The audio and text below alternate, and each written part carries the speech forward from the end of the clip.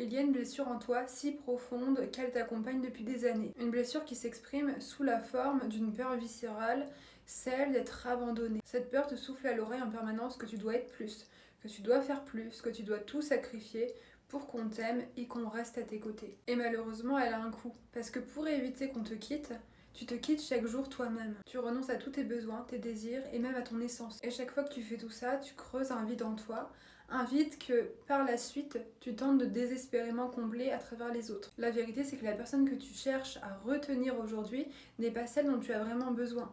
C'est toi. Et pour te libérer de cette peur, il faut absolument comprendre pourquoi tu crois que tu es toujours trop ou pas assez. Parce qu'au final, ta peur de l'abandon, c'est la petite fille en toi qui n'a jamais cessé de demander si elle était à la hauteur ou pas. Ce sont les parties de toi blessées qui ont été mises sous silence et qui aujourd'hui cherchent de la reconnaissance. Elles se tournent vers l'extérieur naturellement car toi, tu n'as jamais appris à les combler.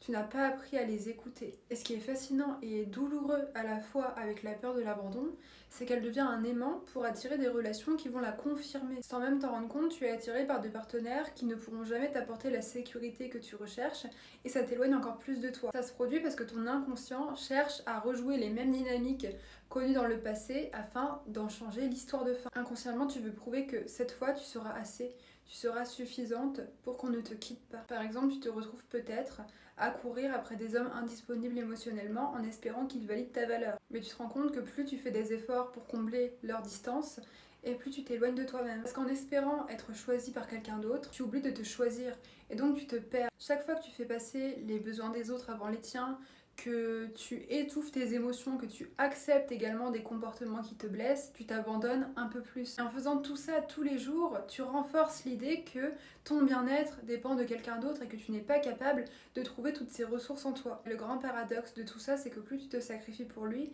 et plus tu perds de ta force, de ton éclat, de ton authenticité. Et c'est ça qui finit malheureusement par éloigner l'autre. Parce que tu as perdu toutes les qualités qui l'ont fait tomber amoureux de toi. Tu dis tout le temps oui à des choses qui te blessent, des choses que tu n'as pas envie de faire pour préserver la relation, parce que tu penses que c'est la solution. Et à force de dire oui à tout le monde, tu te dis non à toi-même, et ce non te vide émotionnellement. La relation la plus importante que tu peux perdre, c'est celle que tu as avec toi. Parce que tu peux rencontrer l'homme de ta vie, mais l'amour de ta vie c'est toi, et ça le restera.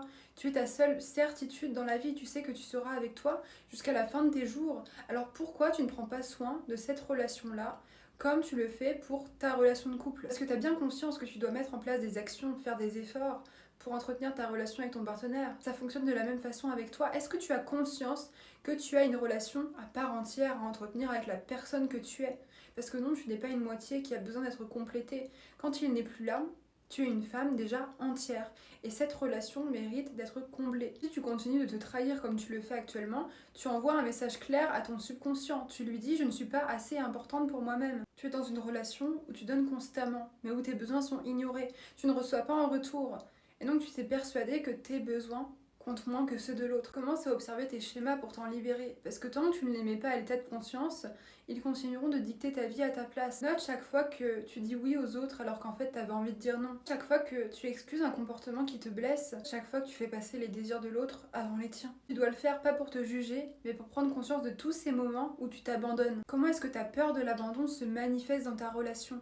À quoi est-ce qu'elle ressemble au quotidien? Quelles sont les situations où elle prend le dessus sur toi? Il faut apprendre à te réapprivoiser, à t'aimer toi-même, et ce n'est pas égoïste. Ça veut simplement dire te traiter comme une personne que tu as envie d'encourager, de nourrir, de soutenir. C'est imaginer cette petite fille blessée en toi qui a peur de l'abandon et aujourd'hui devenir la personne dont tu avais besoin quand tu étais enfant. Te positionner comme ton propre parent rassurant. Est-ce que tu as le recul nécessaire pour soigner ces parties-là de toi? Je sais que c'est pas facile, mais apprends à adopter un regard objectif sur ta situation. Si c'était ta meilleure amie qui vivait cette relation où elle n'est pas respectée, où elle est insultée, blessée, trahie, qu'est-ce que tu lui dirais? Tu lui dirais sûrement de partir. Alors pourquoi est-ce que tu tolères pour toi ce que tu n'accepterais pas pour les personnes que tu aimes? Comment est-ce que tu peux commencer à appliquer ce standard pour toi-même? Parce que tu ne peux pas espérer que quelqu'un te choisisse si tu ne te choisis pas tous les jours en premier. Il n'y a qu'une seule personne qui peut te donner ce que tu recherches désespérément à l'extérieur. Et cette personne, c'est toi. Ta dépendance affective aujourd'hui n'est pas une punition. Non, c'est le signe que tu es la clé de ta guérison. Quand je suis sortie de la dépendance affective, j'ai réalisé que la seule personne dont j'avais vraiment besoin et que je cherchais pendant toutes ces années, c'était moi. C'est moi qui avais les solutions, pas les autres. J'avais déjà toutes les réponses à mes questions, simplement je ne savais pas comment les chercher. Je m'étais convaincue que le soutien, l'amour, l'attention ne se trouvaient que dans une relation de couple. Alors que tout ça, je pouvais me l'apporter. J'avais le pouvoir de le trouver en moi et surtout ensuite de le faire circuler. Il y a un besoin caché derrière ta peur de l'abandon. Alors quand tu sens cette peur monter au quotidien, que tu as des craintes sur un sujet, demande-toi qu'est-ce que je me refuse en ce moment. Est-ce que c'est de la sécurité? Est-ce que c'est de l'amour?